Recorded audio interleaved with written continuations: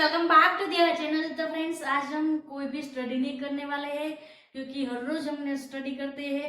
और अभी 10th का एग्जाम बहुत ही नजदीक है। हमने ऑलमोस्ट सिलेबस सारे स्टूडेंट ने कवर अप कर लिया होगा, रिवीजन भी हो गया होगा। फिर भी काफी सारे ऐसे स्टूडेंट हैं जो अभी टेंशन में है, डिप्रेस्ड है, कंफ्यूज है कि भी हमारा एग्जाम कैसा रहेगा, हमारा रिजल्ट कैसा होगा, कहीं हमसे कोई बड़ी गलती तो नहीं हो जाएगी। हमने काफी सारे ऐसे टॉपिक है जो हमें बहुत हार्ड लगते थे तो हमने स्किप कर दिया, तो उसका क्या होगा। तो कोई भी टेंशन लेने की जरूरत नहीं क्योंकि गलतियां तो सबसे होती है। तो चलो आज हम एक सुनते हैं एक मोटिवेशनल स्टोरी। मैं आपको अच्छे से एक मोटिवेशनल स्टोरी सुनाती हूँ। बहुत बढ़िया स्टोरी है और आपको सुन के बहुत अच्छा लगेगा। और आप स्टोरी सुनने के बाद बहुत सारे मोटिवेट हो जाएंगे और आपको लगेगा कि नहीं भी मेरा रिजल्ट भी अच्छा होगा, एग्जाम भी अच्छे से दूंगा और अभी जो टाइम है उसका मैं मैक्सिमम यूज भी मैं कर लूंगा। तो चलो मैं आपको एक स्टोरी सुनाती हूँ।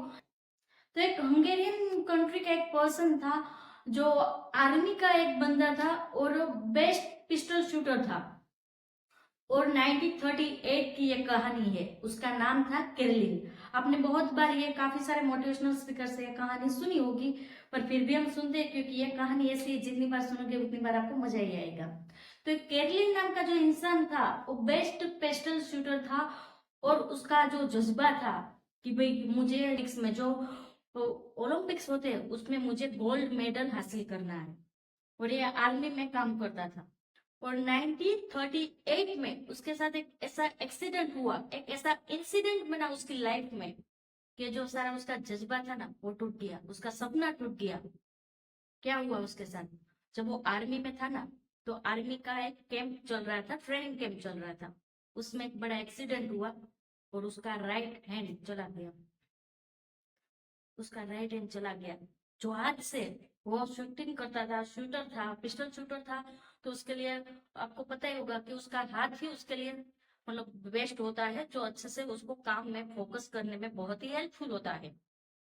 तो उसका राइट हैंड चला गया, जो हैंड से ही वो शूटिंग करता था। अब उसके पास दो रास्ते थे। या तो पूरी जिंदगी रोता रहे, कहीं जाके छुप जाए, और ऐसे ही जो परिस्थितियां है उसको ही मतलब वो बना दे कि भाई ये परिस्थिति ऐसी हो गई तो मैं अब अपना सपना पूरा नहीं कर सकता, अब मैं कुछ नहीं कर सकता, अब यहाँ से मेरा सपना टूट गया।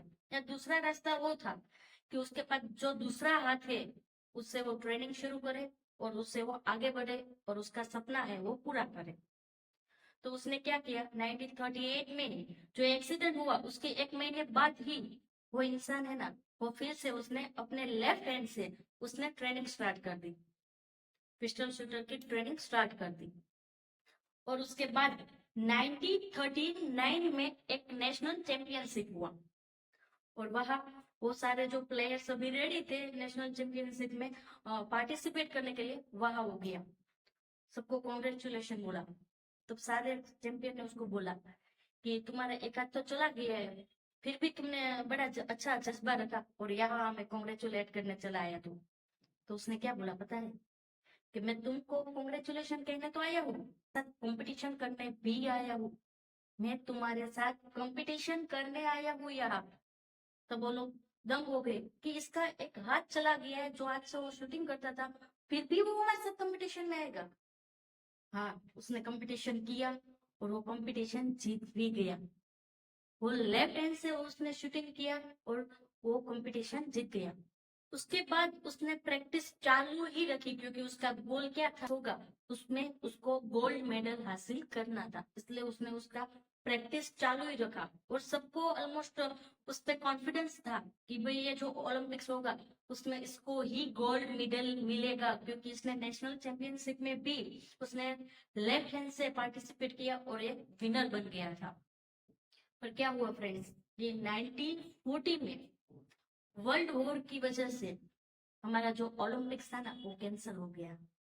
अब जो बंदा 1938 से मतलब उसका गोल था कि भाई मुझे ओलंपिक्स में गोल्ड मेडल हासिल करना है, उसके बाद उसका एक हाथ चला गया।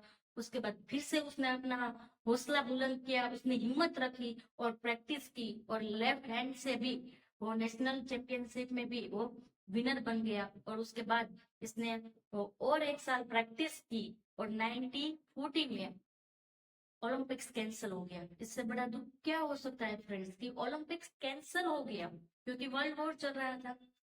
तो फिर से उसने हार नहीं मानी और अपनी प्रैक्टिस कंटिन्यू रखी।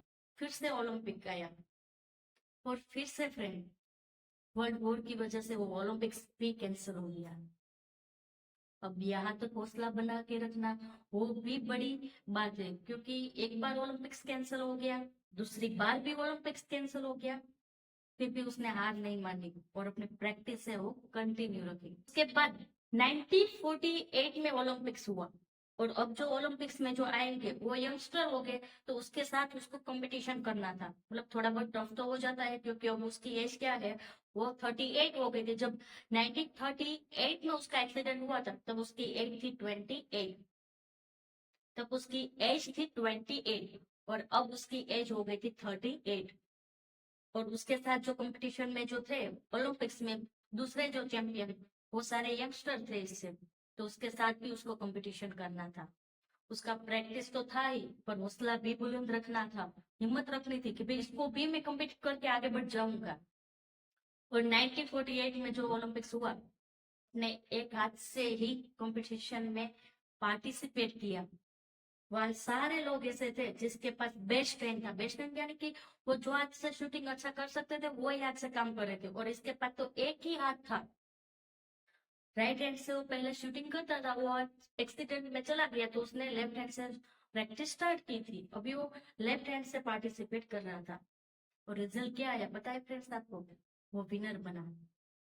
वो ओलंपिक्स में भी जीत गया 1948 में। और दूसरी बार ओलंपिक्स हुआ 1952 में और तब भी उसने ओलंपिक्स में पार्टिसिपेट किया और तब भी वो विनर हुआ और उसको दूसरी बार भी गोल्ड मेडल मिला। और ये हमारी हिस्ट्री में आप बोलो तो वो एक ही बंदा था जिसने कंटिन्यूस 2 साल ओलंपिक्स में गोल्ड मेडल हासिल किया था। तो ये थी केरलिन की कहानी, जिसके पास हाथ चला गया फिर भी उसने हार नहीं मानी, लेफ्ट हैंड से प्रैक्टिस स्टार्ट की। और 2 बार तो वो ओलंपिक्स कैंसिल हुए फिर भी उसने हार नहीं मानी। मतलब ये जो 10 साल थे उसकी जिंदगी में, उसमें अगर उसने हार मान ली होती तो अभी कहीं ना कहीं वो ऐसे ही रोता हुआ ऐसे ही मिला होता लूजर की तरह, कि उसके पास बहाने होते कि भाई मेरा हाथ चला गया तो अब मैं कैसे पार्टिसिपेट करूं और अब मैं कैसे शूटिंग करूं।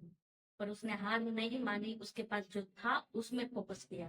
तो आपको भी यही करना है। आपने जो टॉपिक आपको नहीं अच्छे लगते थे तो वो स्किप कर दिया, पर वो जो स्किप कर दिया उसको भूल जाओ। आपने जितना अच्छे से पढ़ा है उसमें कंसंट्रेट करो और उसमें आपको बेस्ट अपना परफॉर्मेंस दो और अच्छे से ध्यान दो, क्योंकि अभी भी थोड़ी देर है।